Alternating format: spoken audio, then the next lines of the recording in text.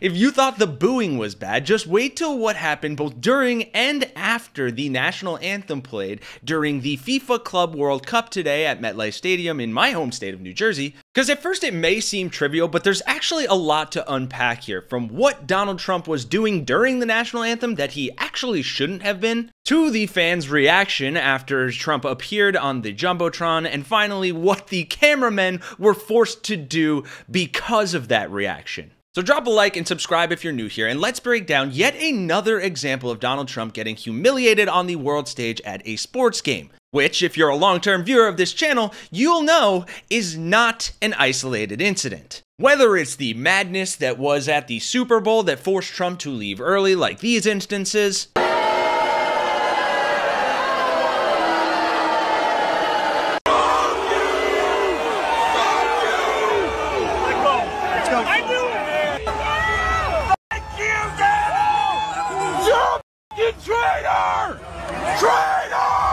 or the idiot-in-chief literally posting a video of himself getting flipped off at a Steelers game while he was running for president.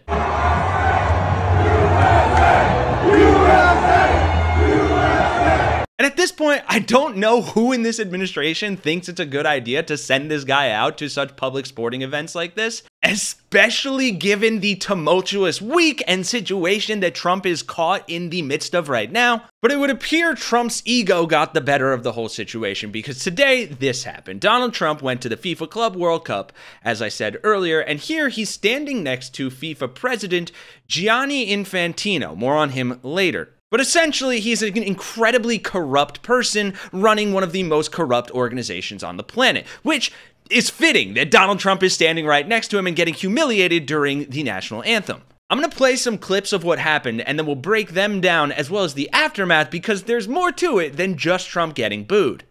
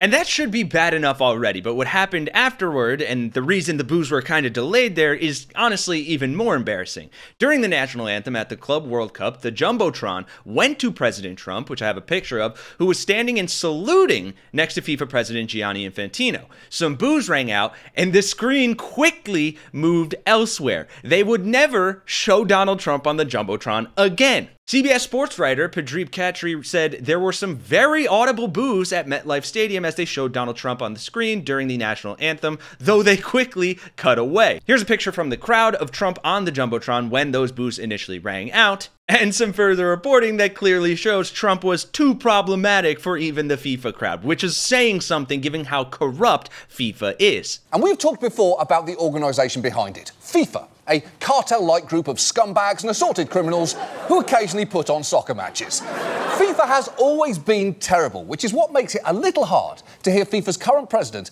claim that their event isn't just about sport, it's a net positive for humanity. This FIFA World Cup, a tournament of peace and unity, will be the one that brings the world together after some difficult times. We should never underestimate the unifying power that something so unique has. Yeah, and we'll end this in a second with a bit more on the controversy around the 2022 World Cup and just Infantino's pure scumbaggery. But something that a lot of people seem to miss is what Donald Trump has done a lot in the past and is doing right here. Can you guess what's problematic about this? Yeah, it's Donald Trump's salute. He's not supposed to be doing that. Trump has made a habit of saluting during the national anthem, despite the flag code indicating that he should simply place his hand over his heart. The Regulation 36 U.S. Code 301 states that during a rendition of the national anthem when the flag is displayed, individuals in uniform should give the military salute at the first note of the anthem and maintain that position until the last note. I don't know about you, but I don't remember Agent Bonespurs ever being in the United States military, despite him being the commander-in-chief. And it's far from the first time Trump has disgraced the flag, and somehow MAGA patriots don't seem to give a shit. You of course have the infamous flag groping where he tried to make love to it like it was his own daughter, but then you also have my personal favorite, this.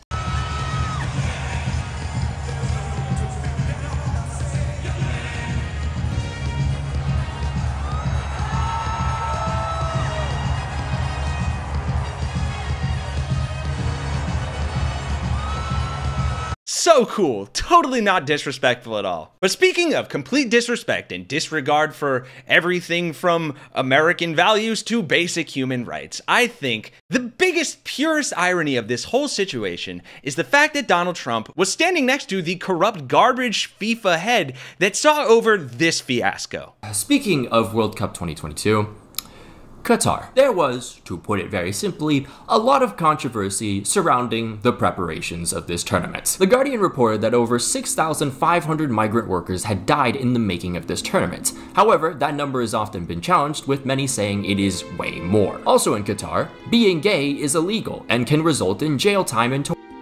So much for the World Game. In response, some of the countries that were in the World Cup decided to wear an armband to protest this. However, FIFA put an end to that and then introduced their own colorless, soulless armband. Again, this was all before the tournament even started. But have no fear, Qatari government. Infantino, seeing all this tension, knew it was time to sit down and address the world with his exceptional wisdom. Please, Your Excellency, influence us with words forged like silver. Today I feel Qatari. Today I feel Arab.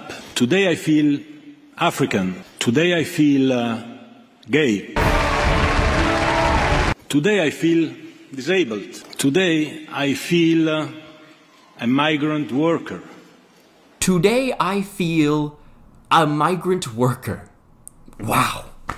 What a way to address the 6,500 plus deaths. Yeah, and needless to say, it says a lot about who you are as a person based on who you surround yourself with. Which could not be more evident given the immense backlash that Donald Trump is getting for his lack of release of the Epstein files, as well as the now re-viral videos, images, tapes, and just plethora of evidence that he and Jeffrey Epstein had a long friendship. So while I'm happy to see him getting booed and that the Jumbotron officials recognized not to put him on the screen again, I don't think I will be truly happy, and I think most of you will agree, until this man is A, out of office, and B, behind bars where he damn well belongs. And if you, like us, can't wait to see that day come and would like to be a part of the new media landscape, the independent media that is fighting to make that happen and to hold this regime accountable, then by all means, drop a like on the video, let me know all your thoughts in the comments, subscribe if you're new here and if you enjoyed it, and together, we can take our country back. Thanks for watching, folks. For Really American, I'm Kenny Hess. I'll see you guys in the next one.